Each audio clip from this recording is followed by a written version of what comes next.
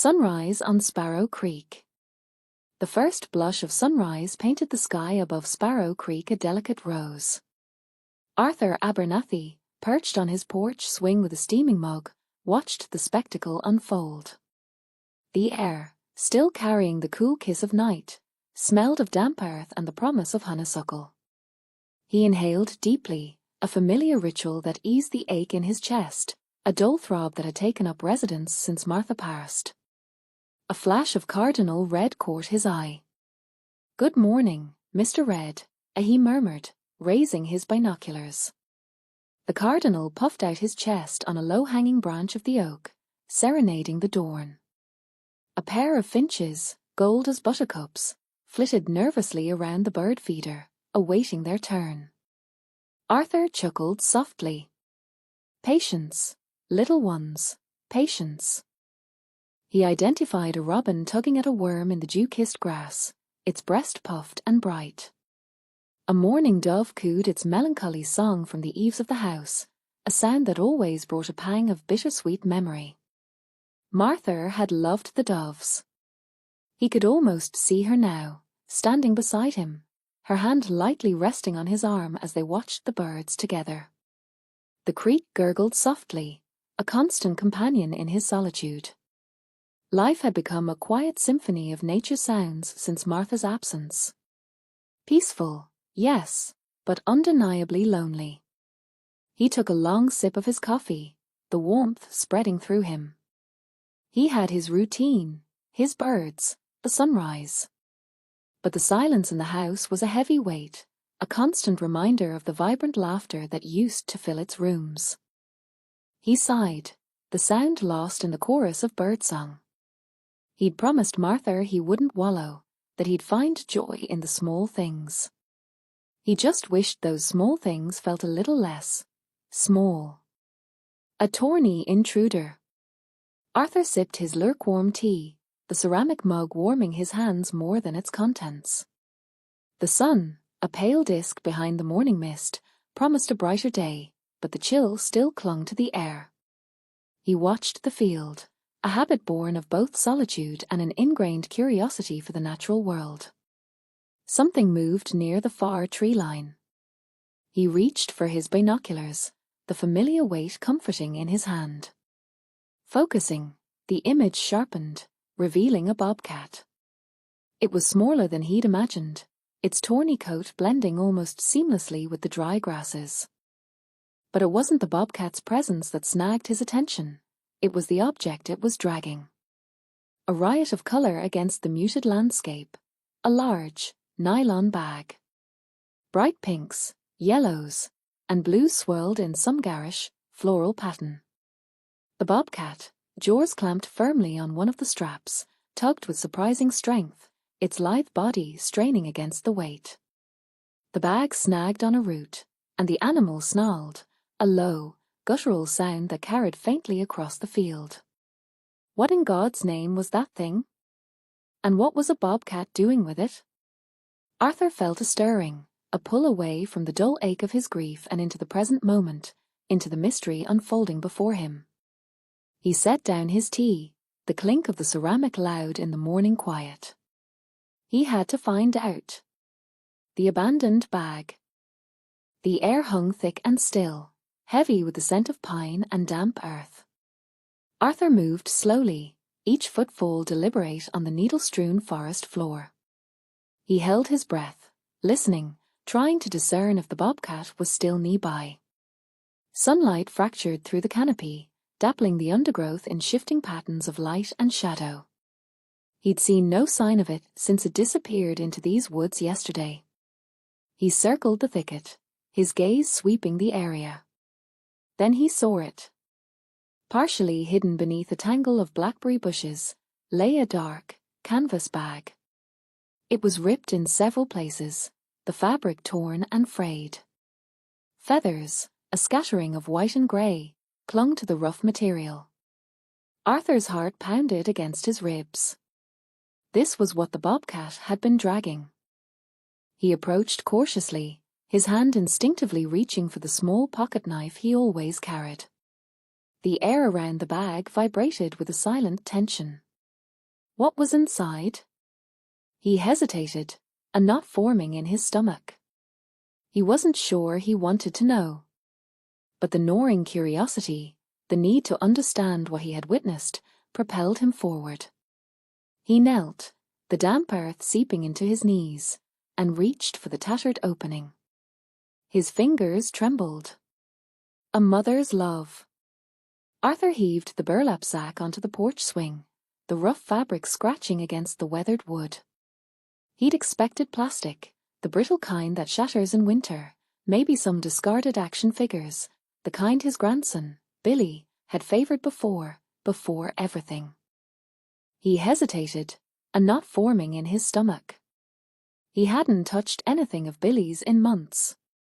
With a sigh that rasped like dry leaves skittering across the pavement, Arthur untied the twine. He reached inside, his fingers expecting hard edges, but instead, they met something soft.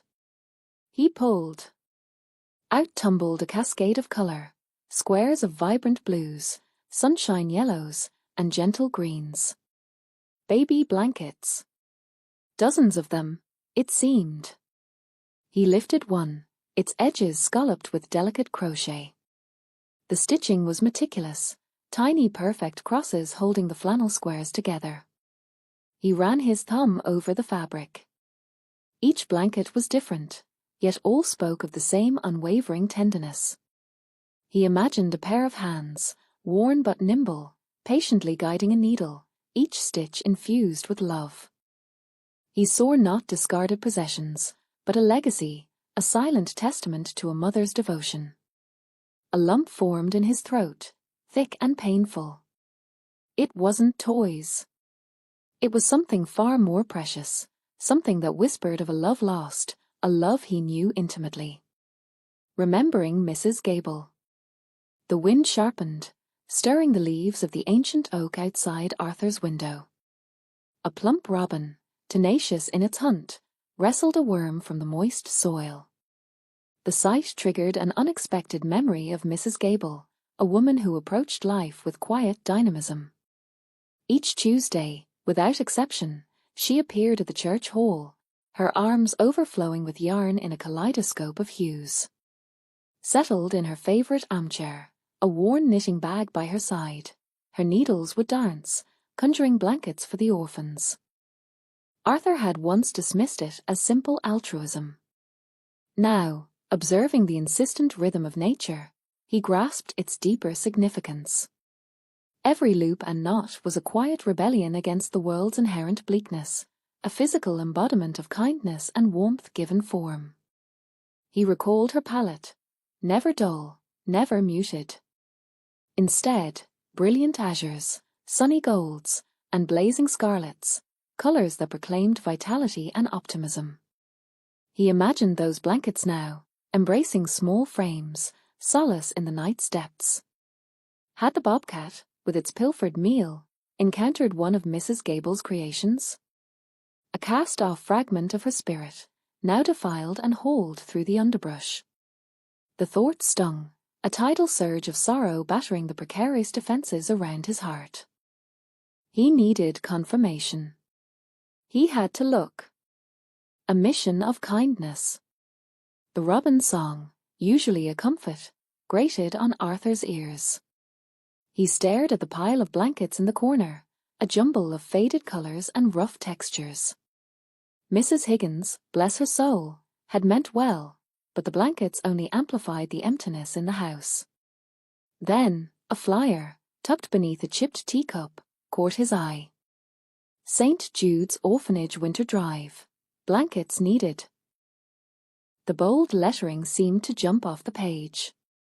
A wave of shame washed over him. He'd been so consumed by his own grief, he hadn't even considered where these blankets might have originated. Of course. Mrs. Higgins volunteered at St. Jude's. They weren't meant to fill his empty rooms. He rose, a new resolve stiffening his spine. He wouldn't just call and have them picked up. He'd deliver them himself. It was a small thing, but it felt purposeful. The blankets, heavier than he remembered, filled his arms. Their woolly scent, a mix of lavender and something faintly medicinal, tickled his nose. He carefully arranged them in the back of his dusty pickup, each fold a deliberate act. The robin had stopped singing. As he climbed into the cab, Arthur felt a sliver of warmth pierce the cold ache in his chest. Maybe, just maybe, he could still find a way to be useful. Harmony Glen Orphanage. The Harmony Glen Orphanage stood at the edge of town, a rambling two-story structure with peeling paint and a garden desperately clawing its way back from neglect. Arthur parked his truck, the gravel crunching under the tires like a whispered warning. He took a deep breath, the scent of wood smoke and damp earth filling his lungs. He hoped he was doing the right thing. The front door creaked open before he even knocked, revealing a woman with fiery red hair pulled back in a practical braid. Her emerald eyes sparkled with an energy that belied the weariness etched around them. "Arthur Abernathy?" she asked, her voice surprisingly melodic. "I'm Willow Creekmore. Come in, come in. We were expecting you." He stepped inside, the air immediately warmer and filled with the sound of children's laughter. Found something," he began, gesturing back towards the truck.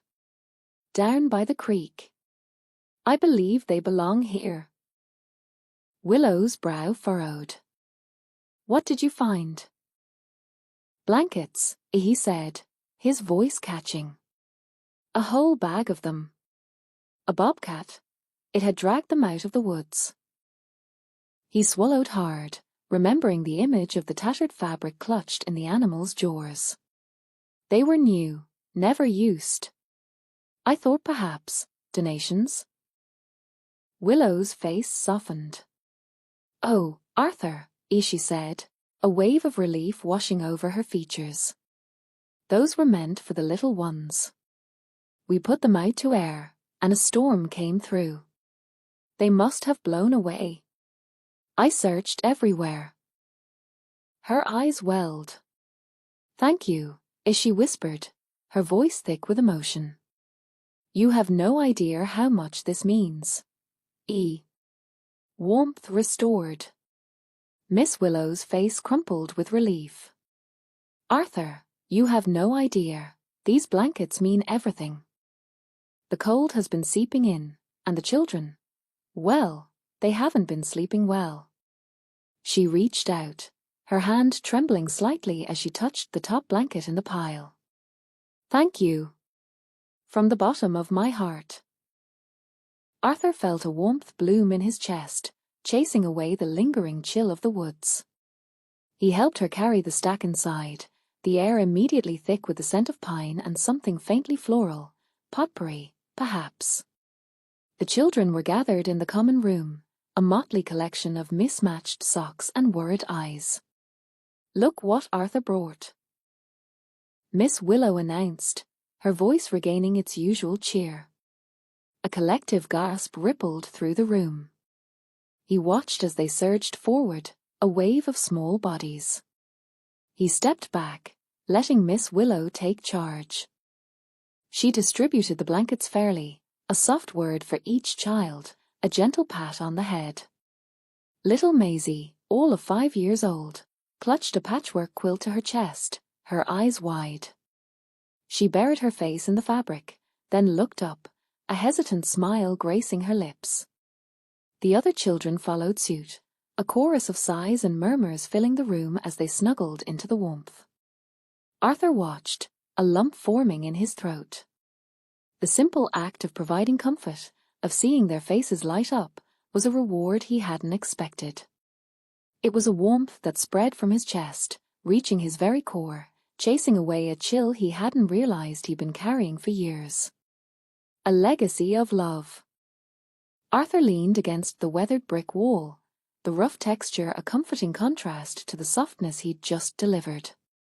23 blankets, smelling faintly of wood smoke and clean linen, now lay piled in the corner of the orphanage's common room. The children, initially hesitant, were now a flurry of giggles and grabbing hands, each staking a claim to their own patch of warmth. Little Alara, always the shyest, clutched a blue one to her chest, her eyes wide with wonder. He watched them, a quiet satisfaction settling in his bones. It was a far cry from the desperation he'd felt only days ago, chasing the bobcat through the undergrowth, the weight of the bag pulling at his conscience. His mind drifted back to Mrs. Gable, her wrinkled face etched with kindness. He remembered her gentle hands, always offering a warm biscuit or a comforting pat on the back. Her legacy wasn't just the orphanage itself, but the unwavering love she poured into every child who passed through its doors. He'd been one of them, lost and bewildered, until her quiet strength had anchored him. The memory of her humming a lullaby, a simple tune that somehow chased away the nightmares, brought a lump to his throat. He hadn't understood then, not fully, the power of unconditional love. Now, seeing Alara bury her face in the soft blanket, a small smile playing on her lips, he understood perfectly. He hadn't replaced Mrs. Gable, couldn't replace her. But perhaps, in a small way, he'd helped continue her work. He'd brought a little warmth into their lives, a tangible reminder that they were cared for. That was enough. A sense of peace, deeper than any he'd known before, settled over him. The setting sun cast long shadows across the yard, painting the scene in hues of orange and gold. He turned and walked away, his heart lighter than it had been in years.